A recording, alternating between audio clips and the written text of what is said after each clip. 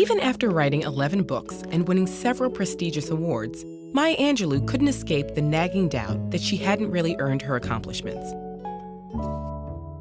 Albert Einstein experienced something similar. He described himself as an involuntary swindler whose work didn't deserve as much attention as it had received. Accomplishments at the level of Angelou's or Einstein's are rare, but their feeling of fraudulence is extremely common. Why can't so many of us shake feelings that we haven't earned our accomplishments, or that our ideas and skills aren't worthy of others' attention? Psychologist Pauline Rose Clance was the first to study this unwarranted sense of insecurity.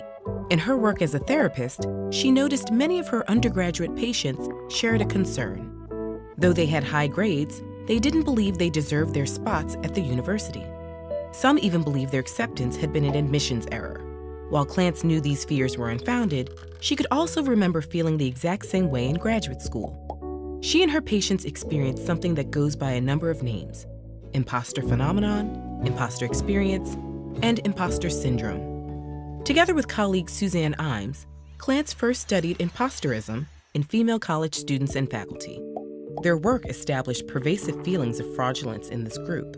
Since that first study, the same thing has been established across gender, race, age, and a huge range of occupations, though it may be more prevalent and disproportionately affect the experiences of underrepresented or disadvantaged groups.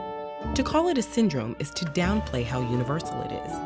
It's not a disease or an abnormality, and it isn't necessarily tied to depression, anxiety, or self-esteem. Where do these feelings of fraudulence come from? People who are highly skilled or accomplished tend to think others are just as skilled. This can spiral into feelings that they don't deserve accolades and opportunities over other people. And as Angelou and Einstein experienced, there's often no threshold of accomplishment that puts these feelings to rest. Feelings of imposterism aren't restricted to highly skilled individuals either.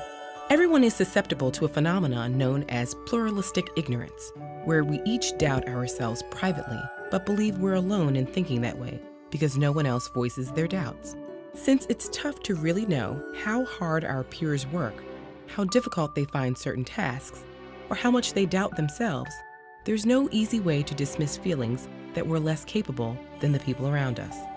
Intense feelings of imposterism can prevent people from sharing their great ideas or applying for jobs and programs where they'd excel. At least so far, the most surefire way to combat imposter syndrome is to talk about it. Many people suffering from imposter syndrome are afraid that if they ask about their performance, their fears will be confirmed. And even when they receive positive feedback, it often fails to ease feelings of fraudulence. But on the other hand, hearing that an advisor or mentor has experienced feelings of imposterism can help relieve those feelings. The same goes for peers. Even simply finding out there's a term for these feelings can be an incredible relief.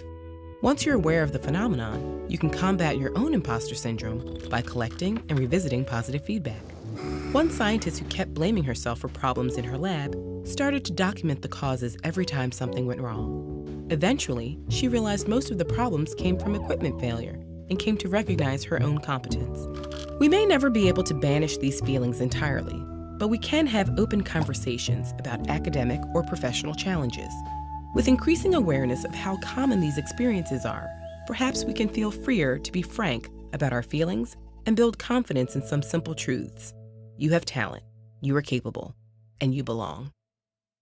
Everyone can use a little extra kick of confidence sometimes. Find out some tips and tricks for boosting yours with this video.